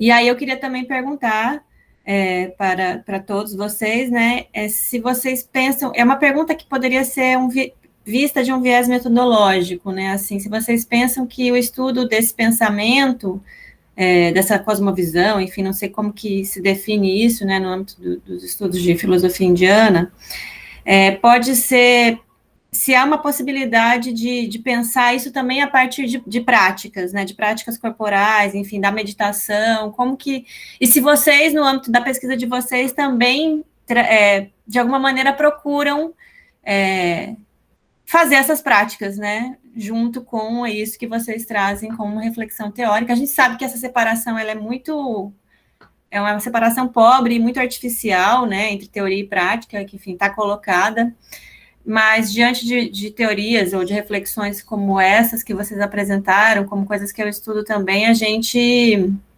acaba vendo aí que há uma interface mais vívida em relação a pôr o corpo em jogo, eu diria assim, né, para usar os nossos termos. Então, eu queria saber se isso faz sentido para vocês, essa pergunta, e se vocês, de alguma maneira, também usam isso como uma metodologia de reflexão filosófica, né, nos estudos, na pesquisa de vocês. Bom, tem o Reigson levantou a mão aqui também, então não sei se vou perguntar a vocês se vocês acham demais colocar mais uma pergunta ou se a gente pode passar a palavra para o Reigson e daí fechamos para vocês responderem. Pode ser, tudo bem. Certo. Então, Reigson, você pode fazer a pergunta, depois, então, a gente passa a palavra a Bruno, Gabriel, Matheus, e aí a gente vai vendo como é que a dinâmica flui. Reigson. Olá, gente, boa tarde, tudo bem com vocês? Ótima apresentação aí. Ô, Matheus, assim, eu vou focar em você, porque, tipo, eu te conheci pessoalmente lá no primeiro congresso, né, e a gente conversou bem rápido e tudo, e acabou que você me fez pensar sobre uma ideia do não dualismo. Tipo, quando coloca definições de dualismo, né, depois vem sinônimos, e a partir daí você entra num jogo da linguagem. Mas assim, eu buscando uma forma bem assim, para pensar, o que faz você pensar é o conceito. Se tira o conceito, você não pensa. O conceito é a base do pensamento. Como é que seria essa não dualidade? Eu fiquei muito assim, pensando a dualidade no pensar de conceito e um jogo retórico de linguagem, sabe? Essa é a minha pergunta. E eu gostava quando você imitava o Silvio Santos, o João Gilberto, uma coisa. E assim, eu não acabei não te vendo apresentar e agora eu tô te vendo apresentar online. E é isso. Obrigado, gente. Obrigada, Reigson. Bruno, com você, então. Obrigado, pessoal, pelas perguntas. Então, primeiramente, tentando responder a pergunta do Lucas, eu acho que sim, que na verdade, como ele colocou muito bem, eu acho que o que está em jogo ali é muito aquela coisa pelo um princípio Marquet, né? Lembra muito mesmo a questão pré-socrática. Ele até me fez lembrar nessa questão aí de corta a fruta e tal, a questão do Demócrito mesmo, né? Que a questão do átomo, a escola atomista, né? Tinha muito disso, né? De ir dividindo a matéria ad infinito, né? Para ver o que sobra, né? Claro que isso muito na questão da inferência, né? Porque chega um ponto que fica, né, impossível de se dividir fisicamente, mas, né, já se pressupondo que isso seria possível. Então, acho que sim, que na verdade me fez lembrar muito também as obras do Pierre Hadot, né? Sobre isso, né? A filosofia, lembro que a Elisa falou, filosofia como modo de vida, né? E essa questão mesmo que eu acho que é essa preocupação, né? É muito dessa coisa de não tanto de ficar rechaçando essa realidade como ilusória, mas de perceber que ela aparece, né? Fundamentada em algo, né? Substancial, né? Que há um substrato que fundamenta, né? Toda a realidade. Seria isso que me parece que o Lucas sugeriu, né? A questão da arqué, né? Um primeiro princípio. E sobre a questão que a Elise colocou, também achei muito interessante, porque realmente é como isso, né? Igual o Pierre Hadot fala, né? Filosofia como modo de vida, né? Uma praxis, né? Não é simplesmente algo ali que você fica se deleitando, né? Intelectualmente apenas, mas na verdade é algo que tem que ser aplicado, né? Que pode ser vivido, né? Uma filosofia de vida, né? Não simplesmente algo que você, como um jogo de palavras, né? Como algo assim, como um mero passatempo. Mas sim, eu acredito que mesmo aqueles que, de certa forma, tentam manter uma impessoalidade, né? Com objeto, né? Mesmo assim, eu acho que, de toda forma, você acaba agregando algo, né, de valor em relação àquilo, mesmo que você não se aprofunde, né, totalmente na prática, ou que dê uma reinterpretação, né, uma releitura, talvez, de uma perspectiva mais secular, mas ainda assim o que importa, eu acho que vai estar sempre presente. Obrigado, pessoal. Se tiver mais alguma questão. Obrigada, Bruno. Gabriel. Bueno, muchas gracias por las preguntas. Primero voy a hacer un breve comentario acerca de la pregunta de Lucas sobre la relación entre el Samkhya y filosofía presocrática. Y voy a hacer simplemente mención a dos aspectos. Uno es que para el Samkhya, tal como para Parménides, hay una división, digamos, muy, muy tajante entre el ser y el no ser. Hay una estrofa en Bhagavad Gita que dice algo así como que a partir del no ser, nada surge y que lo que es nunca puede llegar a no ser, ¿no? Y es una estrofa que a mí siempre me resonó mucho a Parménides. Y esto es algo que para el Samkhya clásico es central, ¿sí? Y yo hice referencia a esto que aparece en la Karika 9 del Samkhya Karika, donde dice Asat, Akaranat, ¿no? A causa de que no es posible causar lo que no es. Si hay un efecto, este efecto debe ser existente, ¿sí? No puede haber un efecto que es algo inexistente, porque nada que el no ser no puede surgir. Y acá algunos autores ven una posición polémica respecto del Advaita Vedanta, para el cual el mundo es una ilusión y no es existente, ¿sí? Entonces, si concebimos al mundo como un efecto, o, bueno, sí, al mundo como un efecto, no podemos pensar que ese efecto es inexistente, porque lo inexistente no puede ser producido. Entonces, ahí, en cuanto a ese elemento del pensamiento de Parménides, que después está muy presente a lo largo de toda la filosofía antigua, ¿sí? Y que Platón, bueno, hace un gran esfuerzo por superar, digamos, ese dualismo entre el ser y no ser, tan difícil de superar. Pero bueno, ese es uno de los elementos, ¿no? Que para el Samkhya es central. Y el otro elemento que me parece también muy interesante, que lo vemos en el Samkhya, es que la causa primera, que es Prakriti, en general se suele asimilar con una sustancia, ¿sí? Y por eso se habla de causa material, pero a mí me parece muchísimo más esclarecedor pensar esta causa Prakriti como una potencia, algo dinámico, ¿sí?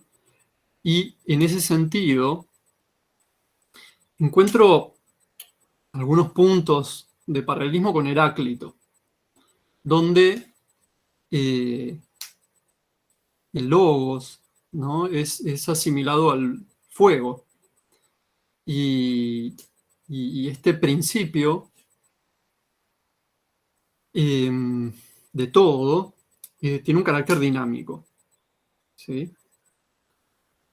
Es un pequeño, digamos, paralelismo, pero es un paralelismo interesante porque se contrapone a una identificación del ser con la entidad, digamos, ¿no? Con algo estable.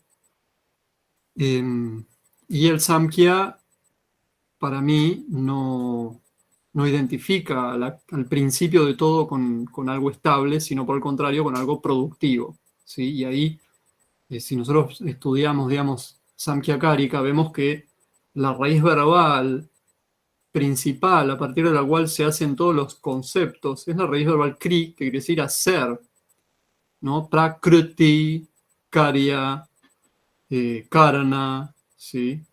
Vikriti, siempre hay como 50 derivados, o 25 derivados, perdón, de esta raíz verbal cri.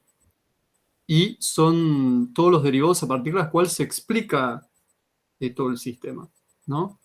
Entonces, yo creo que es mucho más interesante pensar a la propuesta del Samkhya como algo muy dinámico y no tan estático. Son cuestiones muy generales.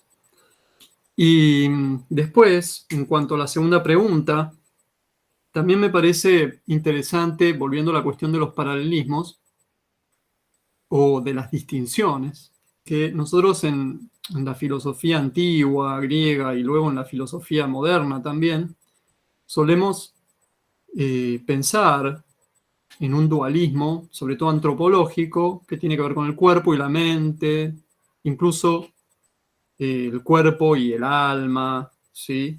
Y a nivel antropológico, a nivel cosmológico, a nivel ontológico, la materia y el espíritu, ¿no? Pero, por lo menos en la filosofía Samkhya, si bien podemos pensar que se trata de un dualismo, es otra clase de dualismo. Porque para el Samkhya, el cuerpo y la mente están del mismo lado del dualismo, ¿sí? Cuerpo y mente son prakriti. En todo caso, lo que queda por fuera de prakriti es la conciencia, y no hay una identificación entre conciencia y mente, ¿sí? Entonces, tratar de establecer una distinción entre prácticas corporales y estudio, está bien, tiene que ver con que uno usa el cuerpo en las prácticas corporales y usa la mente en las prácticas más teóricas, pero no deja de ser un camino, digamos, afín ambos, ¿sí? Y de hecho, pensemos en texto, uno de los textos que yo trabajé en el tratado, que es Patanjala Yoga Shastra, que tiene como parte Yoga Sutra. El Yoga Sutra, en el Sutra 1 del capítulo 2, dice que el Kriya Yoga, el yoga de la acción, incluye 3 elementos. Uno es tapas. Tapas son las prácticas ascéticas. Y podríamos incluir ahí las prácticas corporales, como de asana. Lo que hoy conocemos como yoga, asana es tapas. Otra práctica del Kriya Yoga es Svadhyaya. Y Svadhyaya es el estudio de los textos sagrados, ¿no? Y la tercera práctica es Ishvara Pranidhana, la meditación en Ishvara, en la divinidad. Pero lo interesante es ver que tanto las prácticas de tapas como el estudio son Kriya Yoga, son el yoga de la acción, porque en definitiva el estudio para el Samkhya también es una acción. ¿Sí? ¿Por qué? Porque tiene que ver con Prakriti, y Prakriti se caracteriza por la acción, ¿sí? Por eso decíamos la raíz verbal Kri, ¿sí? Por el Karman. Estudiar es Karman, hacer tapas es Karman, y en ese sentido hay mucha más afinidad en esos dos niveles, digamos, en el Samkhya que en otras corrientes. Bueno, eso nomás. Muchas gracias. Gracias, Gabriel. Mateus. Vamos lá. Estão me ouvindo, me vendo? Certo? Então vamos lá. Vou tentar aqui resumir todas as perguntas, né? Agradecendo a todo mundo, ao Bruno, ao Gabriel, né? Enfim. Lucas, como que eu vejo? Eu vou te dizer como que eu vejo. Eu tenho observado durante este congresso agora, né, este segundo congresso, Lucas, que você pega muito nessa questão, né? Mas a filosofia grega não é europeia, né, etc. e tal. Eu comungo muito dessa perspectiva porque eu vejo da seguinte maneira, e muito influenciado pela minha formação histórica, né, historiográfica, né? Sou graduado em História. Eu não vejo tanta diferença assim, ou pelo menos eu enxergo aquelas culturas, ou alguns vão chamar civilizações, acho um pouco pesado, mas eu acho que assim, aquelas ditas culturas, né, pré-clássicas, ou até mesmo a cultura grega em sua historicidade, desde lá a talassocracia cretense, etc. e tal, até ali a expansão macedônica, etc. e tal, eu vejo essas culturas, quais sejam, né? O Egito, Grécia, o Indo-Saraswati, né? A civilização do Vale do Indo, o Matheus pode me ajudar aí, do Rio Amarelo, ou do Yangtze, enfim, né? Os persas, etc. e tal, eu responderia a você assim, tá, Lucas? Eu vejo tudo isso como matrizes, digamos assim, culturais da humanidade, depois das quais nós não tivemos inusitados absolutos, entende? Ou tão absolutos assim. Talvez ali eu enxergaria o Nietzsche muito mais como remissivo ou remetendo a essas matrizes através de Dionísio, Apolo, Zaratustra, etc. Mas o que eu vejo exatamente, como já foi citado aí a questão da physis também, é interessante quando eu leio, por exemplo, textos do Mateus, etc., eu vejo o seguinte: nós já tivemos as nossas matrizes, já tivemos os nossos paradigmas. Eu acho que o que veio depois, né, digamos assim, na historicidade do pensamento filosófico, da reflexão, da praxis, etc. e tal, foi meio, Lucas, que como um brincar com esses paradigmas. Lembra um pouco aquele método do more geométrico do Spinoza. Ele dá as definições e aí ele vai meio que brincando com aquelas definições, ele vai operando numa dinâmica com esses elementos. Então, assim, eu concordo muito com você. Eu acho assim, nós já tivemos as nossas matrizes, os nossos insights inusitados, as nossas, né?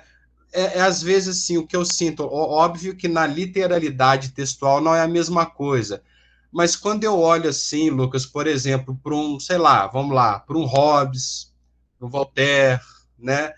Pô, alguém já falou isso de um outro jeito.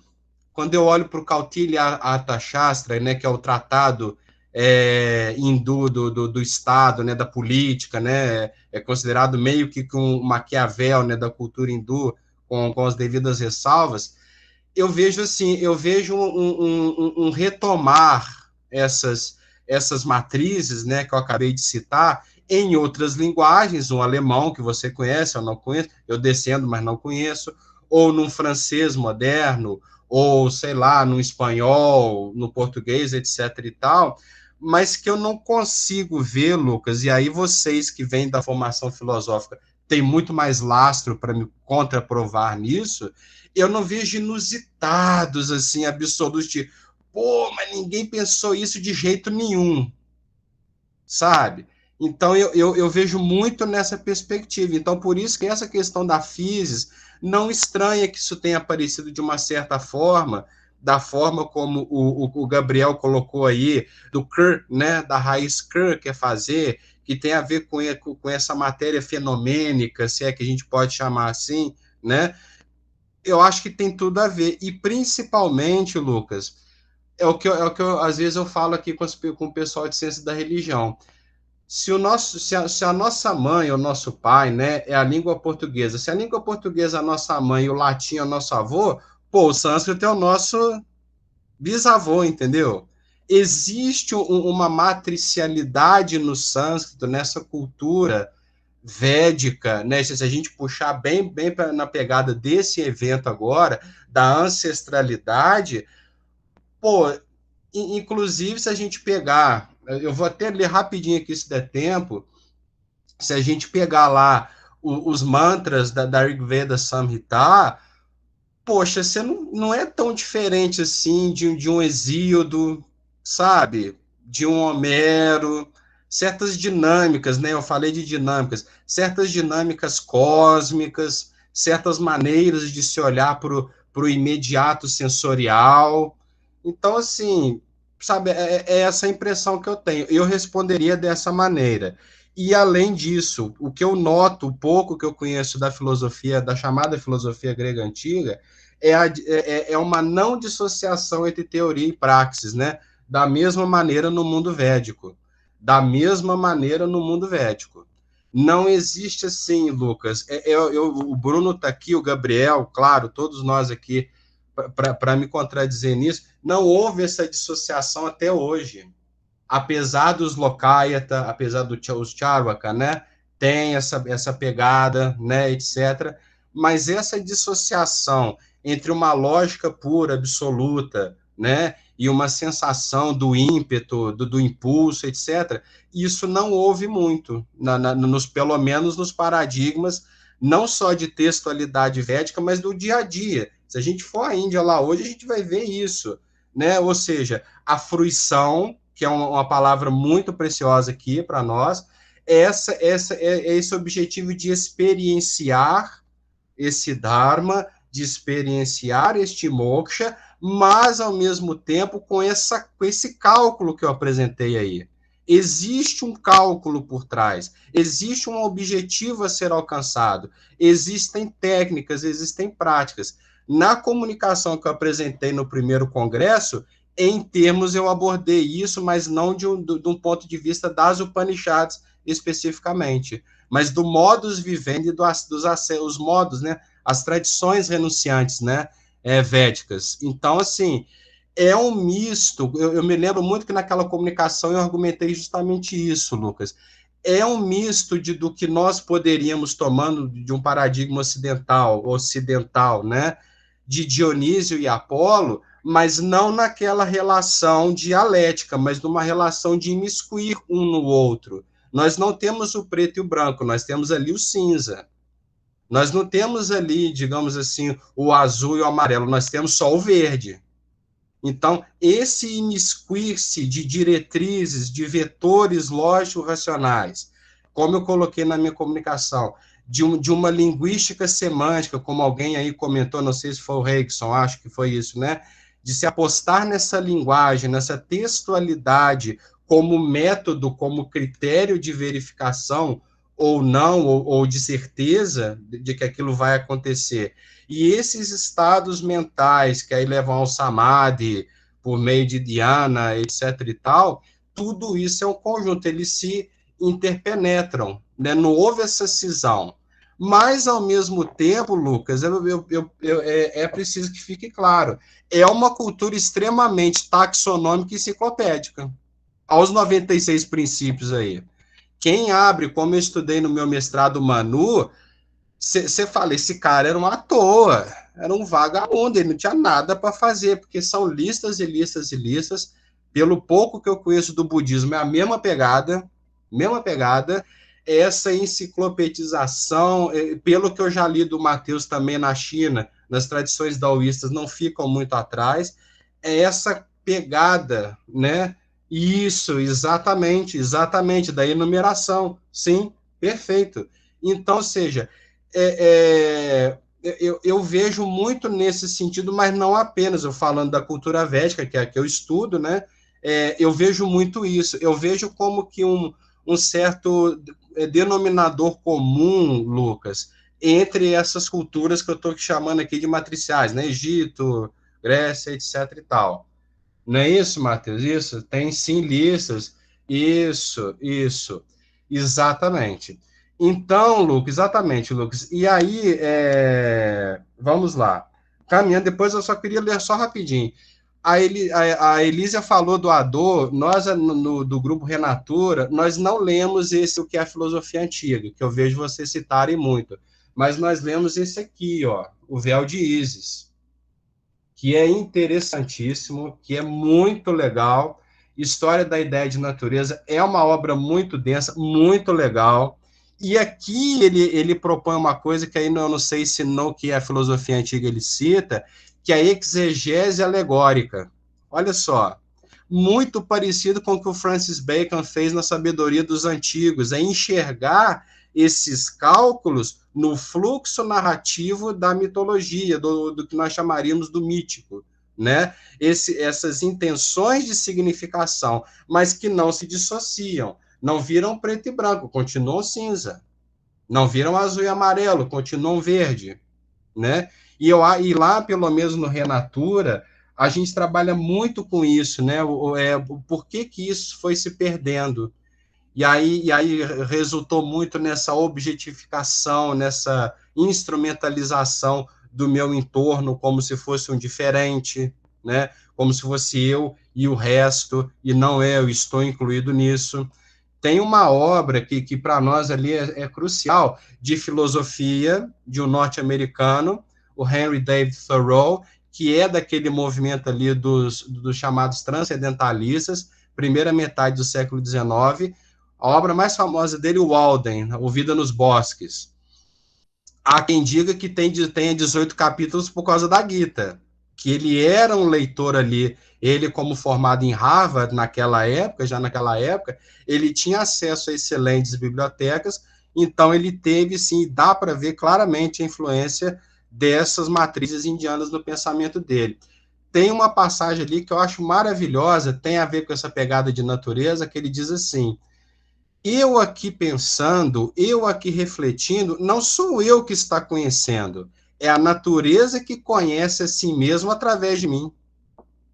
Eu acho que isso é uma pegada muito védica, muito indiana. Eu estou falando de um norte-americano do início do século XIX, primeira metade, que escreve uma coisa dessas. Quando ele começa a ver que os trilhos chegando lá em Concord, né, no nordeste dos Estados Unidos, na Nova Inglaterra, etc. e tal. Então, essa pegada de nos vermos muito mais numa reciprocidade do que num paralelismo, eu acho que é um desses denominadores comuns dessas culturas, né? E respondendo mais objetivamente ao Hrickson, eu me lembro vagamente desse encontro, eu precisaria de mais informações, deve ter sido no nosso Conacir aqui, mas enfim, eu não sou praticante, tá, de hinduísmo, a minha busca interior, apesar de que eu não esteja institucionalmente inserido, não passei pelo Bar Mitzvah, mas é o judaísmo, é aquilo que me acende por dentro, né, ou me puxa, me chama, etc. e tal. Acho que não convém aqui, né, citar por que eu enveredei por esse caminho, mas academicamente falando, é a via, né, pela qual eu caminho. E eu me inspiro muito nessa questão das gunas. O Gabriel falou em termos, né, do... Como é que é, Gabriel?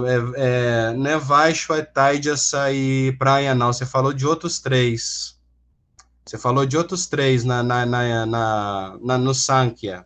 Você falou das três. Não é tapas também, não. Mas, enfim, algo como tapas... Me lembra aí, Gabriel? Tapas, Svadhyaya. Isso, Svadhyaya, que é o Brahma Yagna, e... Ishvara Pranidhana.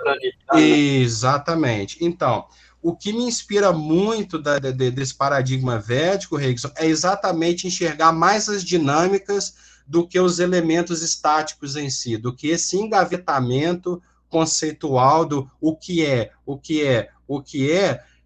e na verdade não, é como se dá, porque tudo é relacional, né? Eu vejo mais, eu acho que muito desse paradigma védico nos ensina muito isso, a sair dessa espécie de apego da definição pontual, categórica, fixa, monolítica, né? Que é importante, mas tomá-las como um ponto de partida.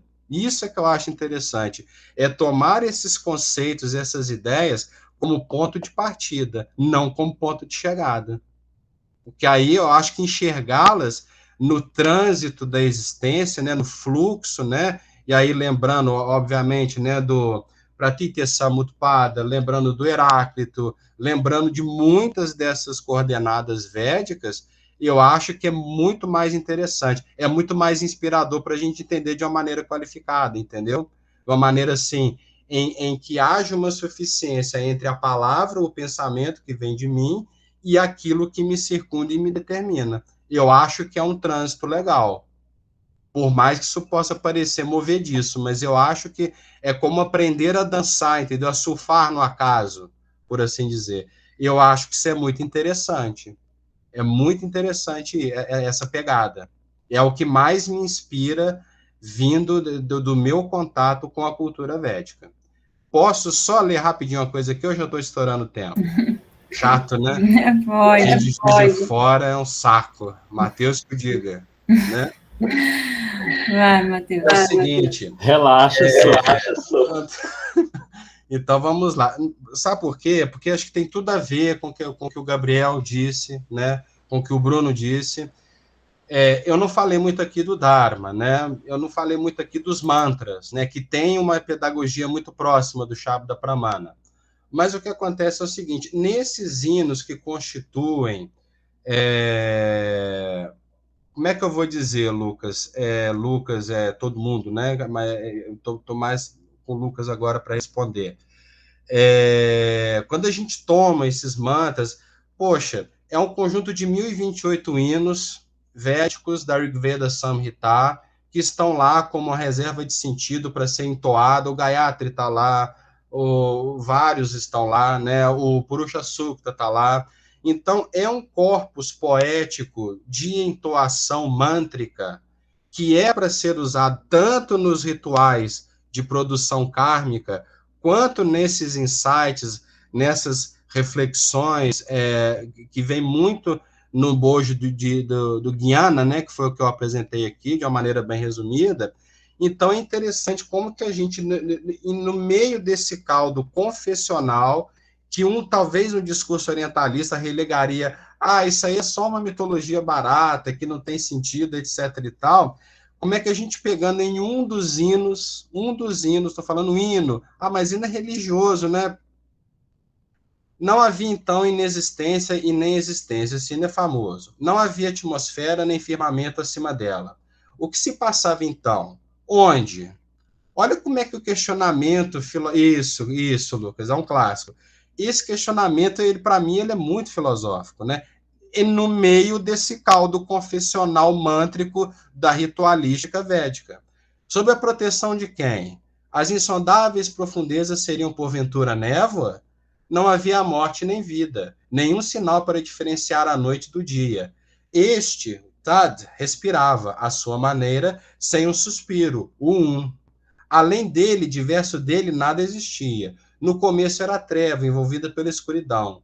Este era uma ondulação indefinida, e a massa informe cobriu o admirável, isto é, o Tad. Por força da própria incandescência, Tad se criou a si mesmo. E o um se viu invadido pela vontade de criar, ao Kri, aí, né?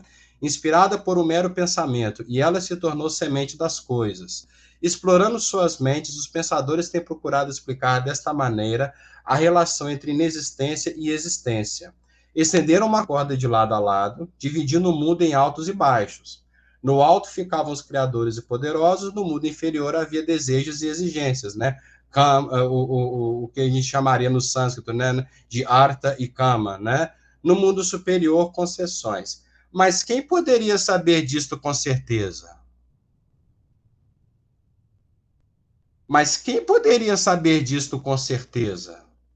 Quem poderia dizer de onde surgiu a criação? Gente, isso está no meio dos 1028 hinos que se constituem na primeira produção poética da cultura védica. Essa provocação filosófica. De onde teria se originado? Pois os devas vieram depois do este, e são também resultado da criação.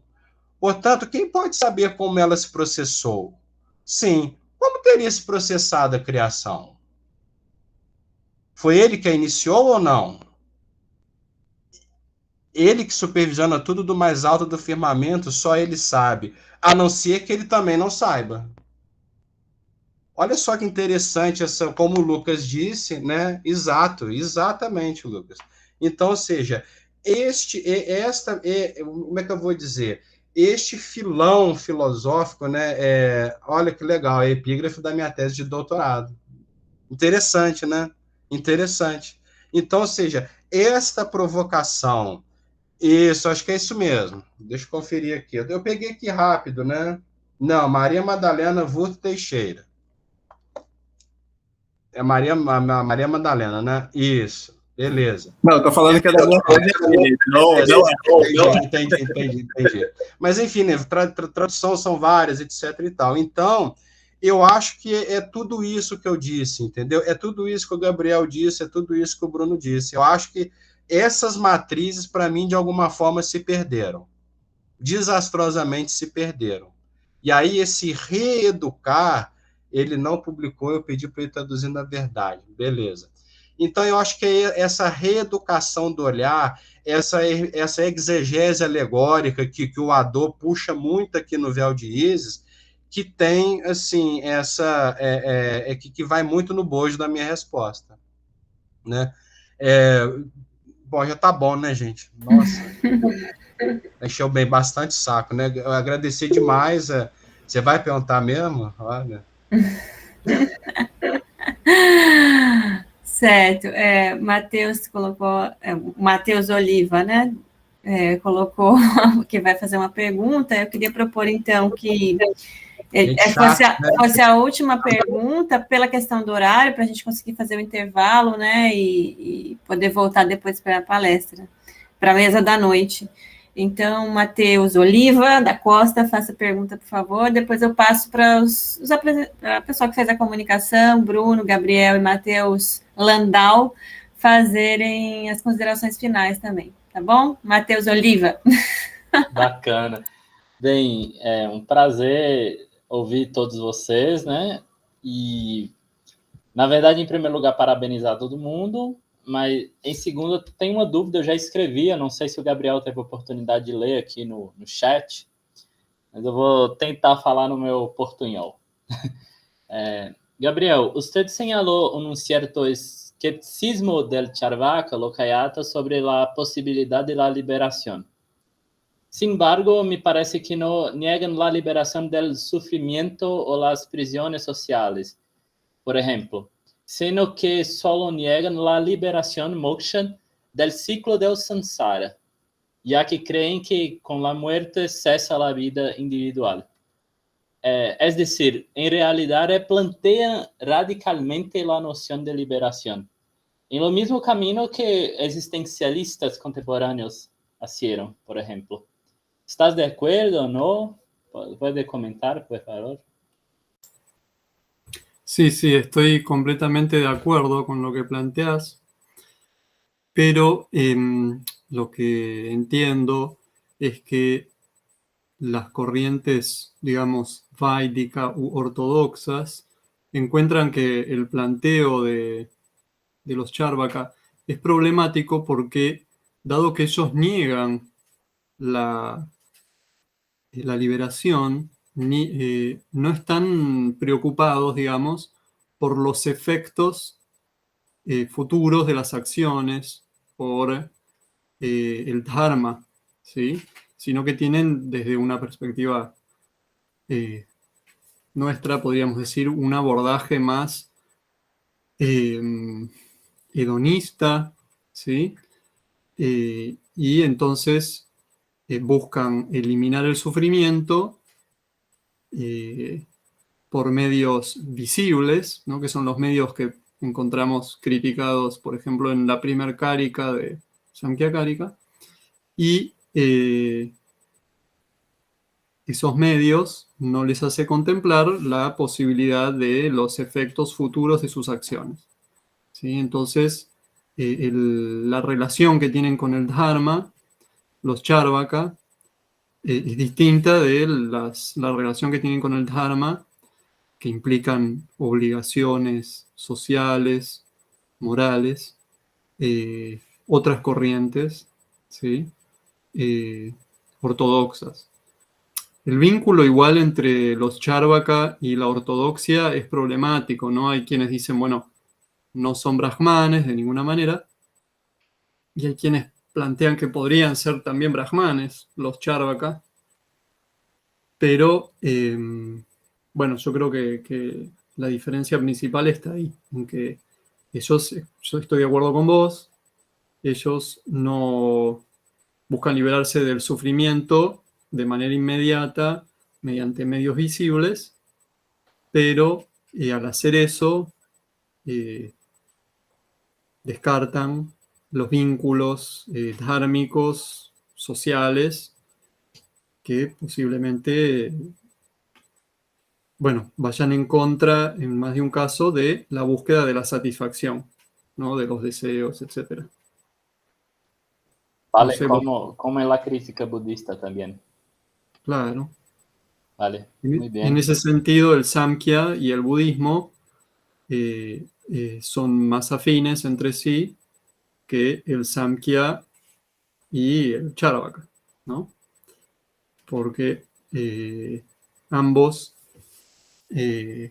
aceptan, en cierto sentido, ambos son ástica, ¿sí? Ambos aceptan que hay una continuidad, ¿sí?, después de la muerte, y ambos aceptan la teoría del karma, justificada de distinta manera, pero la aceptan, ¿no? Ahí hay una interesante también discusión acerca de si el budismo es ástica o nástica, ¿no? Pero hay un autor muy interesante que también se llama Bhattacharya, distinto al Bhattacharya que yo cito en mi trabajo, que traza una distinción entre las categorías ástica y nástica, por una parte, y vaidika y avaidika, por otra parte. Y no las iguala. O sea, el budismo es ástica porque piensa que hay una continuidad, pero es avaidika porque no acepta la autoridad de Veda. Mientras que los Charvaka serían avaidika y nástica, ¿sí? ¿Puede escribir el nombre del autor citado? Y gracias, Sí. Gracias. Sí, déjame un segundito. Tengo que buscarlo. Si no, pasame un mail y... ¿Puedo escribir mi email ahora? Escribí tu mail y te envío el artículo. Vale. Porque no... Se llama Bhattacharya de apellido, pero hay muchos Bhattacharya, entonces no tiene mucho sentido.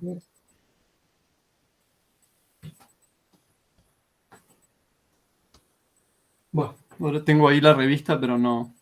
Bueno, entonces lo copio al mail y te lo envío. Isso. Gracias. Obrigado Gracias, também, irmão. Lídia. Estou satisfeito.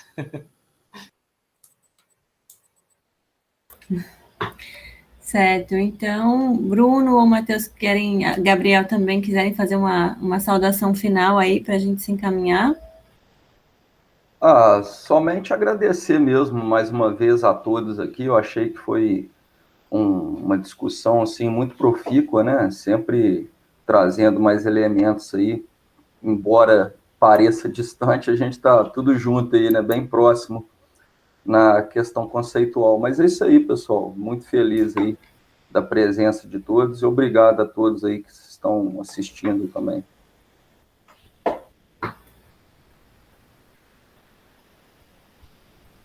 Matheus, acho que não quer falar. Não, estou esperando o Gabriel.